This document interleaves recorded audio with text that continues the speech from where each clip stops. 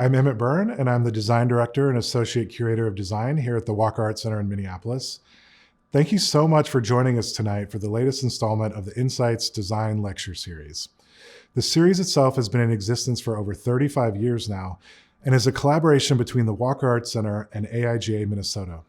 And I want to thank my colleagues at the AIGA for such an amazing and enduring partnership.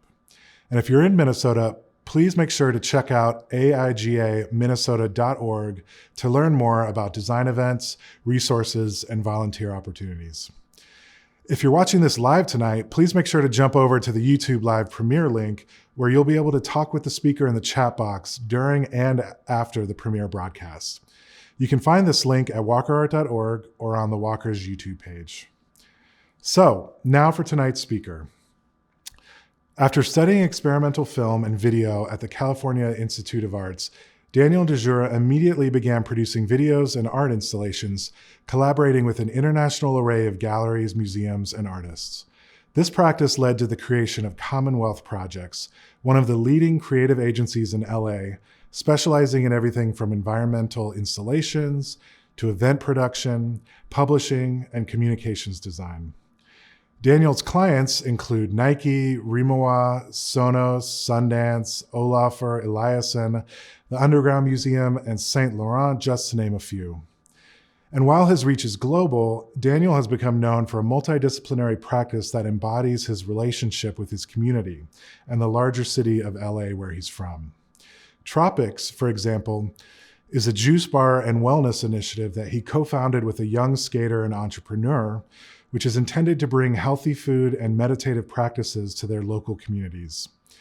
His internationally recognized fashion brand, Total Luxury Spa, specializes in progressive and esoteric messages about everything from self-healing to water conservancy, often donating select proceeds back to local initiatives and businesses. Through both Total Luxury Spa and his practice as a whole, Daniel seems less interested in making political statements that hit you over the head, and more interested in simply uplifting his friends, family, and community. So without further ado, it's an honor to present Daniel DeSure. Hi, my name is Daniel DeSure. Hi, I'm Daniel DeSure, and I run Commonwealth Projects and Total Luxury Spa. Thanks for being here. Emmett, thank you for the invite. We were supposed to do this talk sometime last year and had to cancel due to COVID, but we're back. I'm sure we've all had 5,000 Zoom calls at this point, and this should feel a little bit easier than it's feeling, but we're gonna get through this. I'm thankful to have this opportunity to share some of my work, some of the work of the studio, and some of the projects that we've worked on over the years with friends and colleagues. We're going to be going into some of the technical detail behind some of these projects, but really kind of going into the why and kind of the process of the why a little bit. So I hope you guys enjoy.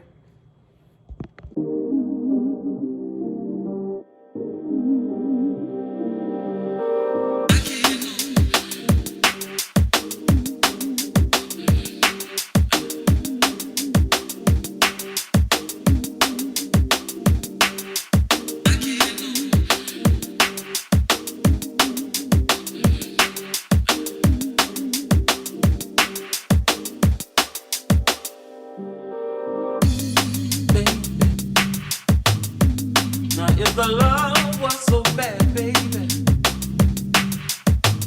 what did you say to me? You just kept going wrong. You never tried to be above me. I can't, no, I can't, no. No, I can't. I can't, no, I can't, no. No, I can't. I can't, I know I can't.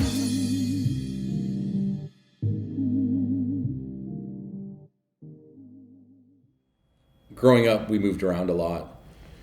I think it was 16 times before high school. And my house was always kind of the place that everyone would go to that didn't have another place to go.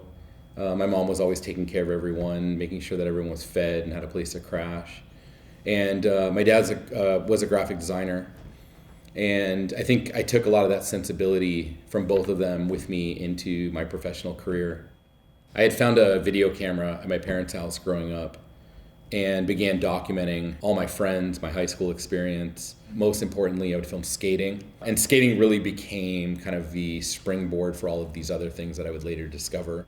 I didn't realize then, but that became kind of a tool that would sort of put me on a trajectory and really open up a lot of different doors for me moving forward. I didn't really know what I wanted to do when I got older, but that camera in some ways gave me the confidence to know that I could do something in the future and what that might look like. Through skating, I had met Eric Matthews, who at the time was Spike Jonze's producer for films like Goldfish, some of the big skate films that I was really into. And he was also producing for Doug Aiken, the video artist. And I knew nothing of art at the time. I did know about skating, and I was really into skating. And I was fortunate to get taken under his wing and start working for his production company and really learning the ins and outs of filmmaking. This is a project I did at Doug Aiken's studio back in 2003, I think it was. And Sleepwalkers, of course. This was around 2006, I think it was. A film that we did in New York with MoMA. We projected on the city building. Doug Aiken was really my introduction to the art world and really kind of the mind of an artist, which I was really inspired by. I eventually started running Doug's studio for him, both in New York and here in LA, and really started learning about all the different aspects of an exhibition, kind of the making of the work, the exhibition planning and design, all the communication aspects around a show, the publications that would come out around the show, the posters, maybe the wayfinding, things like that, and got really into it, all the different components. And through that, I got really excited about working with artists. A lot of my friends were artists, and I was really inspired by the way that they saw the world, kind of creating new languages around the work, new ways of showcasing that work in an exhibition, and started working directly with these artists. And that was really the start of Commonwealth Projects.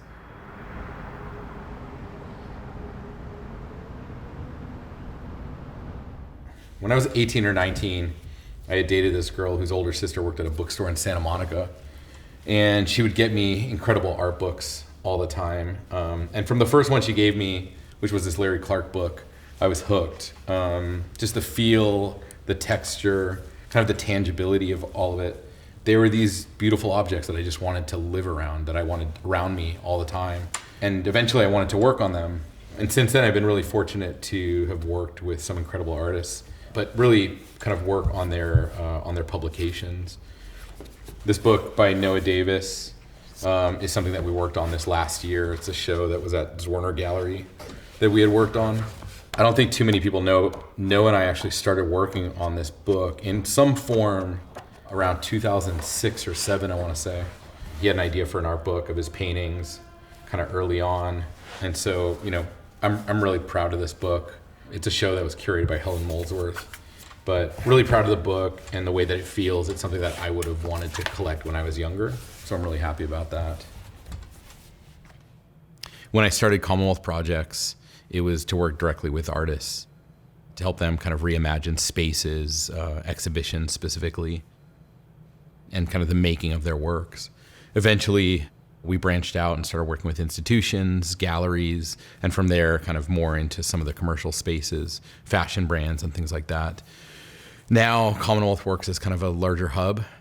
We work on design strategy, design thinking, lots of graphic kind of identity systems, specifically in the community space, helping projects kind of define who their communities are and then figuring out ways to kind of reach out and engage with those communities. Over the last few years, we've been really fortunate to have been able to kind of incubate our own projects in-house in a really kind of natural way, rethinking what it means to run a studio. Do you want to work directly with clients? Are you pitching to those clients? Are you going out and looking for those type of clients? Are you showcasing a portfolio to get those kind of projects? Just reimagining a lot of those kind of, maybe some of the tropes of traditional design studio thinking. We wanted to kind of reimagine a lot of that stuff Can a design studio incubate its own ideas? Can it find homes for those ideas out in the world? Can it work with community to come up with some of those ideas and find homes for those things out in the world? I didn't realize it then, but LA really became kind of the backdrop to a lot of the projects that we were doing. And I really find, still to this day, I find a lot of inspiration in LA. It's strange. LA's changed so much, over the last like 6 years. When I was a kid, we used to come downtown and skate, and it looked really different than it does now. If you were to ask me when I was younger, would I think downtown would become sort of like a popular area? Never in a million years would I have thought so. But there's such a community down here now. Yeah, it's crazy. Downtown is like always under construction now.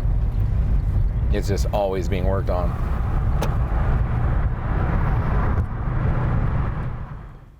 This is a project that we did with the Hammer Museum as part of their biennial called Made in LA. We're really proud of this project. It's not every day you get to work with this many different incredible artists, local artists, I should say, a lot of who we're close friends with. To get to work with a local institution that really cares about these artists' work and to really give us the sort of creative space to kind of do whatever we wanted with this. This show is called Youngblood up at the Frye Museum in Seattle.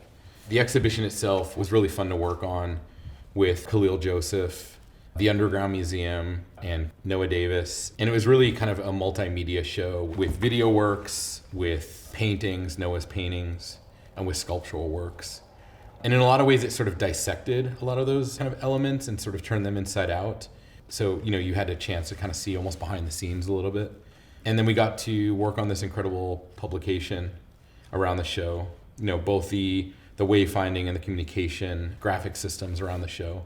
And we wanted to create something that felt a little bit more kind of like a magazine, if you will. It's a little bit, kind of looser, but still large.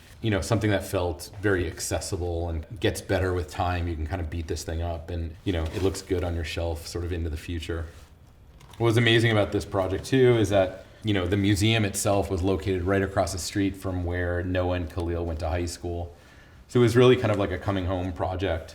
We went back to showcase the 70 Works paintings that Noah had worked on, these really cool kind of collages. And then really explored the exhibition itself, this purple garden that we brought into the space, the purple garden that exists at the Underground Museum, Noah's paintings, and then a lot of the sculptural work that was shown as part of one of the first shows at the Underground Museum called Imitation of Wealth. The energy in the studio now is a lot different than it's been in the past. The studio's always been based on the people that come through here, the artists that come through, and kids from the neighborhood and things like that. And since COVID, it's definitely taken on sort of like a different life. So I'm excited for things to kind of go back to how they were.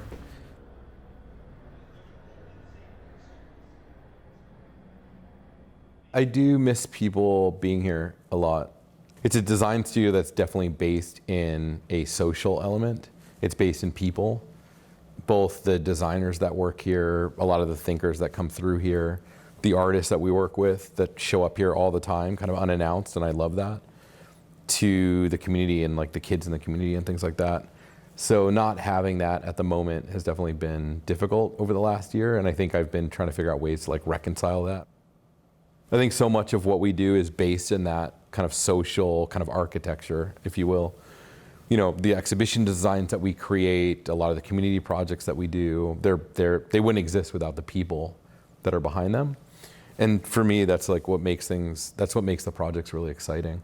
How people interact with those spaces, how people interact with each other, how people interact with the ideas maybe that we're putting forward. For me, that's what it's all about.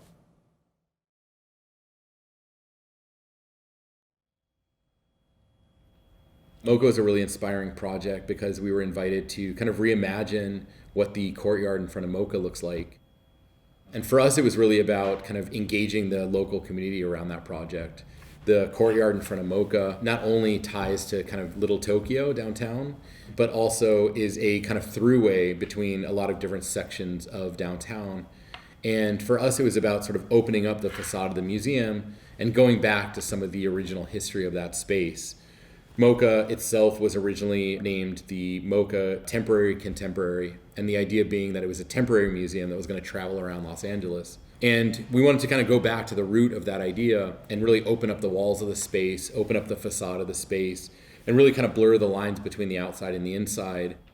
With MoCA specifically, there was a lot of design parameters and restrictions, which I think for us makes for a really interesting project. The courtyard in front of MoCA was a throughway that was actually zoned publicly with the city, so we couldn't have anything too permanent there.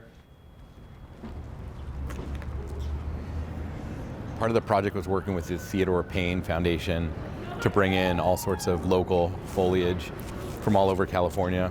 The idea being that some of the plants were from the mountain regions, from the beach regions, and from the desert regions. And so it's also about kind of people coming here to explore and learn about the plants and the space as well. We use local materials to kind of redo the trellis in front of the museum, design modular furniture that could be used for both performances within the museum and then also for kind of comfortable seating that wouldn't just walk away or be stolen outside. And that was a really interesting project because we got to work with an institution that we work typically with from a exhibition perspective, but in this case it was a little bit different and it was a bit more permanent.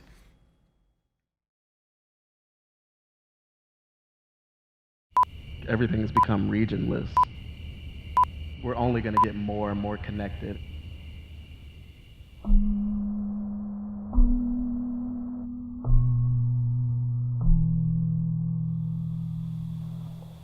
The gap is just going to get shorter and shorter.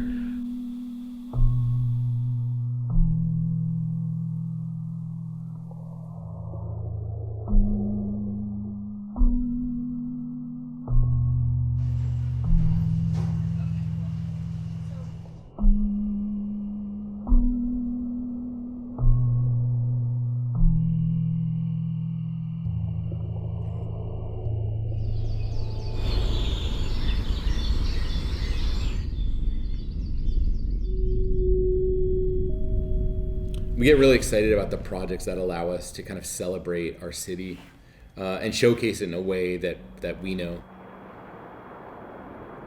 We were fortunate enough to be approached by Slam Jam and Nike to put together a project around the Class 77 shoe.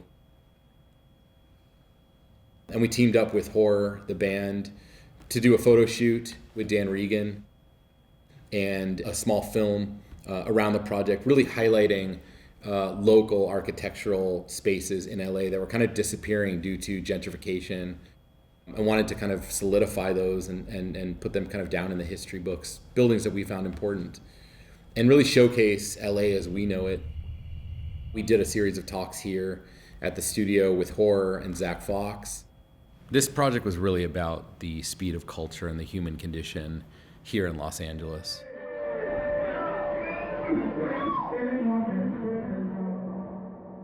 And then the entire project culminated in a showcase concert series at a small kind of underground venue around the corner from here. And it was really cool to see people come together to celebrate this beautiful music and celebrate Los Angeles.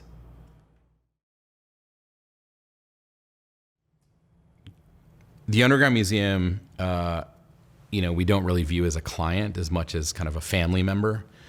The Underground Museum is my home away from home, and I've been there kind of from day one with Noah, but also really working intensely on a lot of their shows from an exhibition perspective, from a communication perspective, and from a design perspective, kind of graphic identity. And each show is incredible and really invokes a renewed sense of sort of wonder for our studio because everyone comes with sort of a different type of energy. Each artist that kind of comes into the space brings kind of a new outlook of the world, a new language to kind of design with. All the artists that come through the museum, from Rodney McMillan to Lorna Simpson to Roy De Carava to Dina Lawson, really bring a different type of focus that we in some ways need to ingest, understand, and then design from. With the Dina Lawson show, for instance, we worked with her really closely to not only help choose what photos would be in the show, with the Underground Museum, but to then understand and digest the way those photos need to be shown in the space. What is the flow of that exhibition? What does the opening event look like? what does the programming look like throughout the run of the show, and how can that programming have a conversation back to the artwork itself. The Roy de Carava show, for instance, was one or two different frameworks in terms of scale of photos. The photos are fairly intimate, they're black and white, and they tell a lot of story in a really small space. And so it was really about sort of the intimacy of these photos. So, we wanted people to kind of walk up and digest each photo one at a time and sort of live with that photo. And it was really about sort of, in some ways, creating tension or peaks and valleys between the spaces of those photos. So when you walk around a room from a distance, everything might look kind of uniform and the same. And as you get closer, you realize that different rooms have kind of these different energy points. The communication around the show is always very important to us, from the wall graphics to the object labels. And so every component of those shows, is very considered. We work with the artist or with the family to develop those things specifically and figure out kind of what is the right graphic identity behind each show. The Underground Museum itself is really based on the community and the people that kind of make up that space. So, when you go to the Underground Museum, a show might be up for a year, but it's really about all the programming that happens between that year that show is up. And in some ways, every time you go back to the space, the programming changes, and that programming gets you to look at the work in a different way. And I think that's what's really made that space so unique and refreshing. I think, a lot of times we work with other museums on project, whether it's exhibition or strategy or kind of branding and identity work. And so often they ask about the Underground Museum and how do they create such a magical space. And I think, it's taken a lot of work, and the community really runs that space. And that was really Noah's doing. Noah set that up for the future.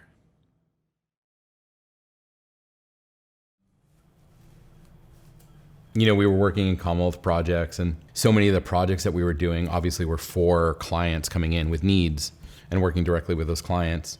And around that time, Hassan, Rahim, and I wanted to put out some of our own projects, and those took the form of zines and books. This was one of the first zines we put out through Total Luxury Spa.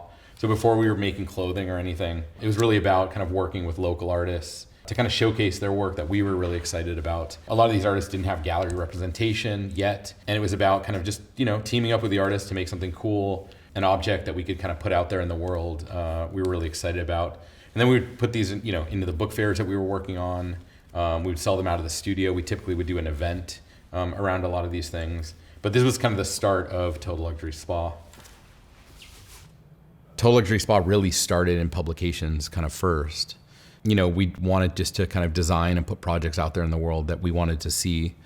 And I think from there was a series of shirts that were created. We put a handful of those out in the world and were kind of surprised by the response. Once we realized how potent the graphics on a t-shirt could be and how far they reached, we re-examined what was that message, what were those messages behind the shirt that we wanted to kind of promote. Total Luxury Spa is also our own take on capitalism and kind of the speed of culture, our own way of getting it to kind of feed the people or create a bit more of a level playing field. With each project, we try to re-examine our surroundings and figure out how to make the message and impact as focused as possible. We play with notions of wellness and what it really means. We highlight spaces that need attention and try to always give back whenever we can. Total Luxury Spa has really kind of afforded us to be able to work with our friends and to open up the conversation about what we want to make. Each kind of collection that we put out there in the world is different. It sort of has a different energy and a different focus behind it. Sometimes it might be based around kind of a local mom and pop shop in the neighborhood. Other times it might be celebrating some of the elders in the neighborhood and what they've done for the community. And then other times it's completely outside of our city, somewhere else around the world. One of the earlier projects that we did was with a family in Paris who runs a local bodega. And we sat down with a family and got a little bit of their story and their history and wanted to do something for them specifically, not only just for them, but for their local communities. And the idea being that we would take some of that history and put it onto a shirt and create a silkscreen workshop in Paris where people were invited in to learn about that family and to learn about their journey coming into Paris from Morocco. And that story is really no different than a lot of stories, a lot of people that came here from other places here in LA and globally.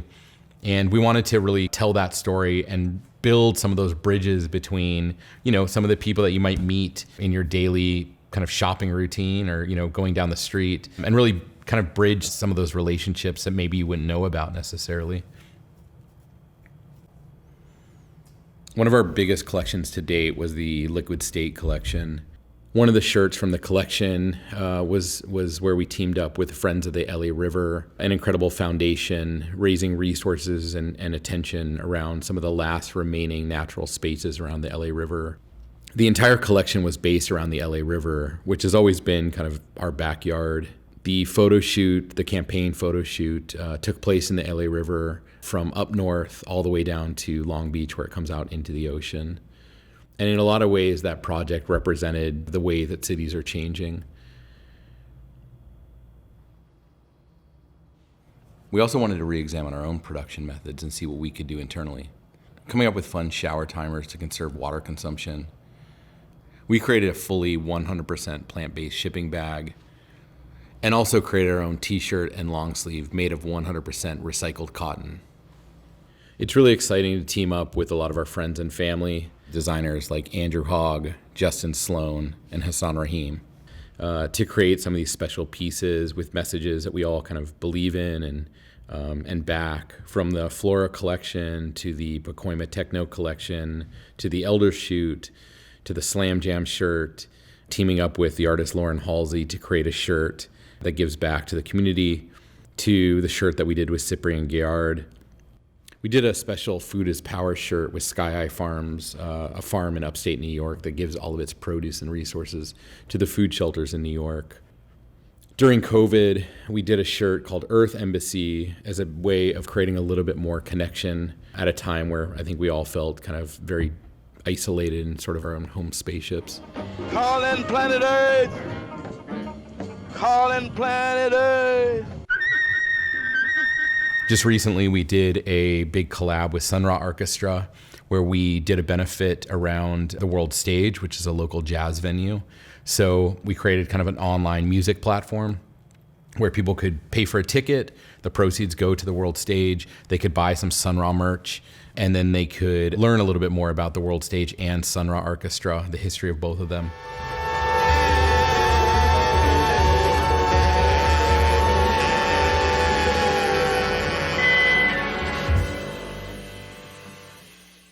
We kind of created this like sub-community within the platform of that website. And again, that was kind of an experiment that we're trying out to see if it works, and hopefully we do more of those moving into the future. Another component of Total Luxury Spa is the storefront here, that we opened a couple months before COVID happened. The guys in the neighborhood run it.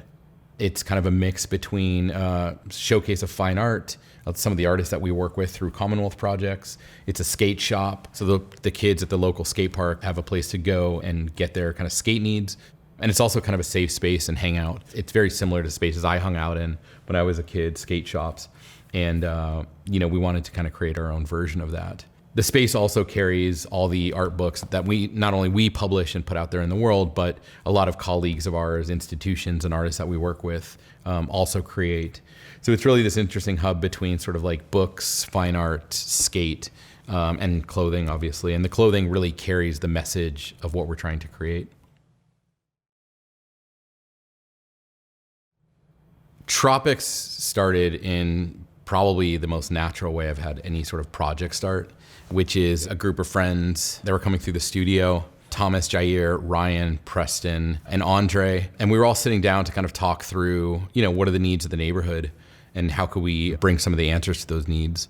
The idea was that we would all come together and figure out ways of bringing healthy juice, food, and meditation to the area.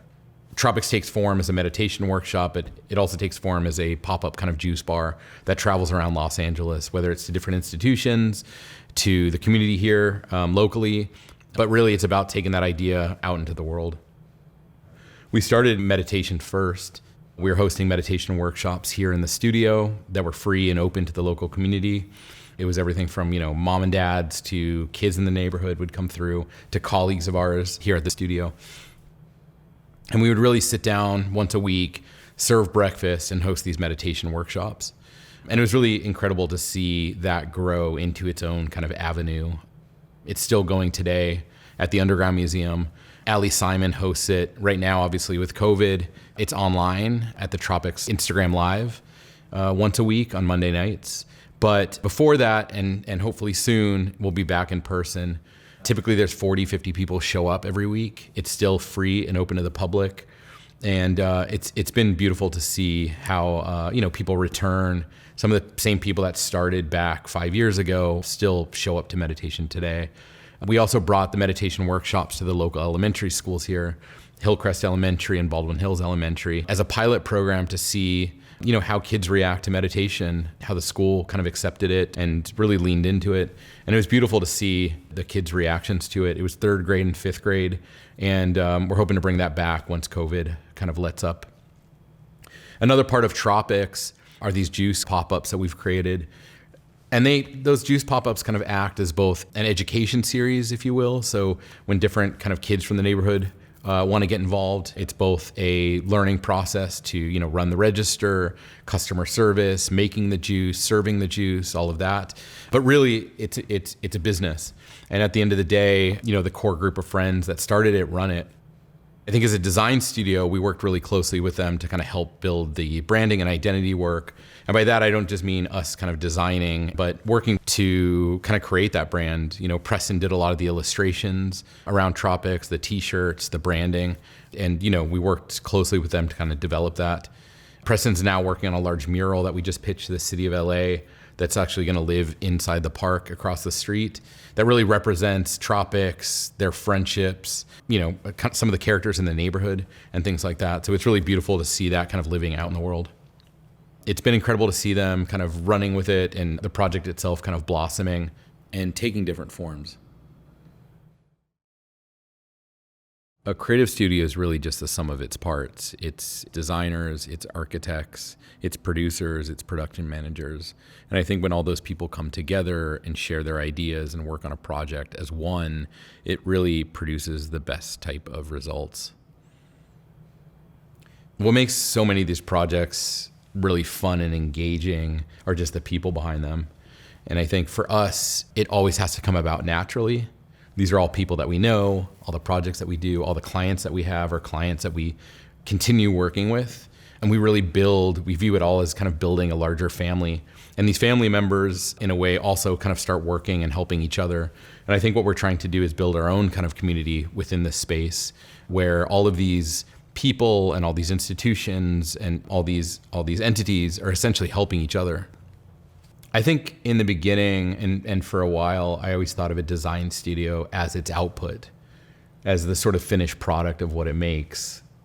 And it wasn't until fairly recently, probably in the last 3 to 5 years, and meditation probably had a lot to do with this, is I realized a design studio is all about the process. And for us, the process is kind of the experimentation. It's kind of where you learn the most. The process is the practice. And I think for us, we're really trying to experiment and see what works, both as a design studio and the role a design studio has out in the world. But really kind of, what kind of impact can we have? If we're designing a series of shirts, instead of just simply saying we're going to design a series of shirts and put them out in the world and make some money from it, I think for us, it's about, well, where do those shirts come from? How are you making those shirts? Do they have an effect on the environment? Who are those shirts in conversation with? What can we do to bring some focus on the spaces that we care about? And I think for us, it's really about that intersection of community and design.